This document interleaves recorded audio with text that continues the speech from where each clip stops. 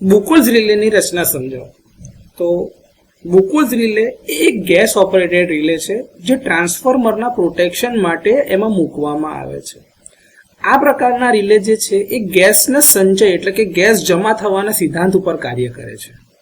આ એકમાત્ર એવા પ્રકારની રિલે છે કે જે હંમેશા ફોલ્ટ વખતે ટ્રિપિંગ કમાન્ડ અથવા તો ટ્રિપિંગ જનરેશન કરતા પહેલા એટલે કે ટ્રિપિંગ આપતા પહેલા એટલે કે ટ્રાન્સફોર્મરને સર્વિસમાંથી કાઢતા પહેલા હંમેશા ચેતવણી આપે છે એટલે કે અલાર્મ આપે છે. આ રિલેનો ઉપયોગ હંમેશા ઇન્સિપિયન્ટ ફોલ્ટ એટલે કે પ્રારંભિક અવસ્થાની જે ખામી છે એ શોધવા માટે થાય છે.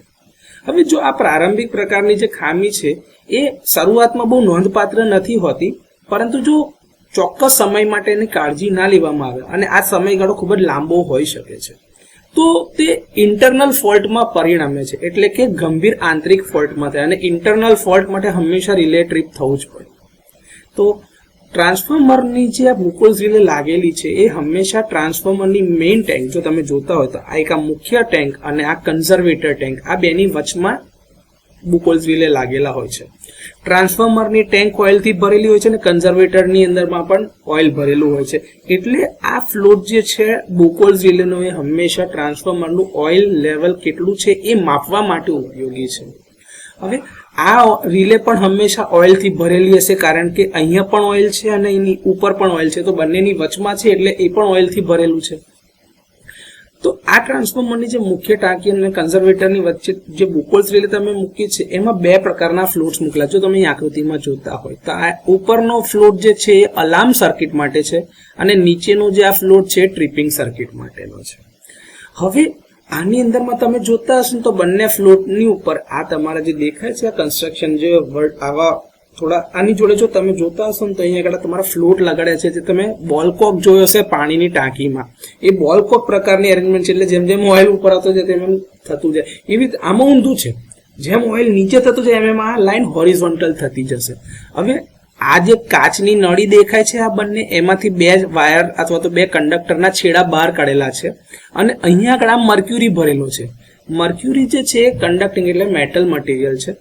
નોર્મલ કન્ડિશનમાં જ્યારે ગેસનું પ્રેશર બરોબર છે અથવા તો ઓઇલથી ભરેલું છે અને કોઈ જાતની ઇન્ટરનલ ખામી નથી ત્યારે અહીંયા આગળ જે આ આડી ત્રાસી રીતે ગોઠવેલી હશે એટલે મર્ક્યુરી ઓપન હશે. આના બે છેડા શોર્ટ નહીં થાય એટલે અલાર્મ પણ નહીં વાગે કાં તો ટ્રિપિંગ પણ જનરેટ નહીં થાય. પરંતુ હવે જ્યારે ટ્રાન્સફોર્મરમાં કોઈ ઇન્સિપિયન્ટ ફોલ્ટ એટલે કોઈ નાની ખામી આવે છે જેના કારણે ટ્રાન્સફોર્મરની અંદર ગેસ બનવાનું ચાલુ થશે. વધુમાં ટ્રાન્સફોર્મર 24 કલાક 365 દિવસ માટે સર્વિસમાં હોય છે. હવે એની વાઇન્ડિંગમાંથી કરંટ જતો હશે. આ કરંટ જવાના કારણે આજુબાજુનું વાતાવરણ ગરમ થાય અને એના લીધે જે ઓઇલ ભરેલું હશે એનું ડિકમ્પોઝિશન થતું હશે એટલે કે વિઘટન થઈને એમાંથી પણ ગેસીસ ઉત્પન્ન થતા હશે. આ ગેસ જે છે હંમેશા રિલેના ઉપરના ભાગમાં જમા થતા હોય છે જેની અંદરથી તમે પ્રેશર વધતા જતા ધીરે ધીરે ઓઇલનું લેવલ ઓછું થાય કારણ કે આ જે રિલેની જે સાઇઝ છે એ તો ફિક્સ છે. હવે ગેસ ઉપર જમા થતો જાય તો આ ઓઇલ ક્યાં જતું જાય? નીચે નીચે જતું જાય છે એટલે ઓઇલ લેવલ ઘટે છે અને ગેસનું પ્રેશર વધતું જાય છે. જો હવે એવું થાય કે અહીંયા આગળ આ ફ્લોટ કરતા નીચે ઓઇલનું લેવલ આવી જાય એટલે આ હોરિઝોન્ટલ એટલે કે સીધી લીટીમાં બની જશે જેના કારણે મર્ક્યુરી જે છે આ બંને છેડાને અડકશે. હવે એ બંને છેડા અડકવાના કારણે સર્કિટ પૂરી થવાની લીધે અલાર્મ વાગશે. આ અલાર્મ કંટ્રોલ રૂમમાં બેઠેલા ઓપરેટરને પણ ઇન્ડિકેશન બતાવશે. જો એના ઉપર ધ્યાન તરત લેવામાં આવે તો ટ્રાન્સફોર્મરને સર્વિસમાંથી કાઢવાની જરૂર પડશે નહીં. પરંતુ હજી પણ ફોલ્ટ ગંભીર પ્રકારનો છે અથવા તો ટ્રાન્સફોર્મરને સર્વિસમાંથી કાઢી શકાય એમ નથી જ તો એ કેસની અંદરમાં ટ્રાન્સફોર્મર ચાલુ રહેશે પણ એના ઉપરનો લોડ આપણે ઓછો કરી શકીએ છીએ. હવે એના ઉપરનો લોડ ઓછો નથી કરી શકતા કાં તો એને ચાલુ જ રાખવું છે અને આ ફોલ્ટ વધારે છે તો ગેસ ઉત્પન્ન થવાનો દર વધારે હશે એના લીધે ઓઇલનું વિઘટન ઝડપથી થશે અને ઓઇલનું લેવલ નીચે જતું જશે. તો એ કેસની અંદરમાં બુકોલ્સ રિલે અહીંયા આગળનો ફ્લોટ બી સીધો થશે અને આ બે છેડા મર્ક્યુરીથી શોર્ટ થવાના કારણે ટ્રિપિંગ કમાન્ડ એનર્જાઇઝ થશે જેના કારણે બ્રેકર જે છે એ ટ્રાન્સફોર્મરને સર્વિસથી દૂર કરશે એટલે કે હેલ્ધી પાર્ટ અને ફોલ્ટી પાર્ટને એકબીજાથી છૂટા કરે છે. હવે આ જે પ્રકારના ફ્લોટ જે છે એની ઉપર કાચની નળી મૂકેલી છે એ તમે જોઈ શકો છો.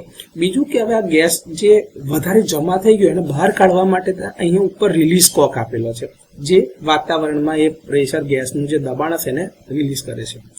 વધુમાં અહીંયા આગળ જે ગેસ જમા થયો છે એને ભેગો કરીને આગળ લઈ જવામાં આવે છે અથવા તો એના ઉપરનું એનાલિસિસ કરવામાં આવે છે, જેને ડિઝોલ્વ ગેસ એનાલિસિસ કહેવામાં આવે છે, જેની મદદથી એ નક્કી કરી શકાય કે કયા પ્રકારનો ફોલ્ટ થયો છે, ક્યાં આગળ ફોલ્ટ થયો છે અને કેટલી તીવ્રતાનો ફોલ્ટ થયો છે. આની મદદથી સ્વસ્થ એટલે કે હેલ્ધી કન્ડિશન અને ફોલ્ટી કન્ડિશન બંને વચ્ચેનો ભેદ પણ પારખી શકાય છે.